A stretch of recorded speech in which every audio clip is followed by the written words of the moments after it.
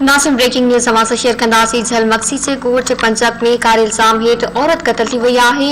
झलमक्सी मुड़िस car इल्ज़ाम हेठि पंहिंजी 20 साल शहज़ादी जद खे क़त्ल करे छॾियो आहे। झलमक्सी जवाबदार मुबारक जद क़त्ल बाद मौक़े तां फ़रार थी वियो आहे। नासिम अवां खे हिकु भेरो ॿीहर ख़बर ॾींदा हलूं त झलमक्सी वारे इलाइक़े में जवाबदार मुबारक जद कार इल्ज़ाम हेठि पंहिंजी 20 वरीअ जी ज़ाल शहज़ादी जद खे बेदर्दीअ सां क़त्ल करे छॾियो आहे। ब्रेकिंग न्यूज़ अवां सां शेयर कयूं पिया। झलमक्सी जे ॻोठ पंजाब में कार इल्ज़ाम हेठि औरत क़त्ल थी वई आहे। झलमक्सी मुड़िस कार इल्ज़ाम हेठि पंहिंजी 20 साल शहज़ादी जद खे क़त्ल करे छॾियो। झलमक्सी जवाबदार मुबारक जद क़त्ल बाद मौक़े तां फ़रार थी वियो।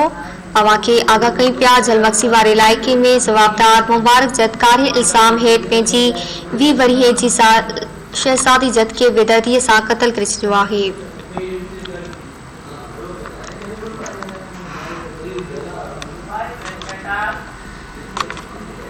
झलमक्सी वारे इलाइक़े में जवाबदार मुबारक जद कार इल्ज़ाम हेठि पंहिंजी 20 वरीअ जी ज़ाल शहज़ादी जद खे बेदर्दीअ सां क़त्ल करे छॾियो आहे। ख़बर अवां सां शेयर कयूं पिया। झलमक्सी वारे इलाइक़े में जवाबदार मुबारक जद कार इल्ज़ाम हेठि पंहिंजी 20 वरीअ जी ज़ाल शहज़ादी जद खे बेदर्दीअ सां क़त्ल करे छॾियो आहे। तफ़सील मालूम कंदासीं धरती टीवी जे रिपोर्टर सदाम सोलंकी खां। जी सदाम, आगाह कजो।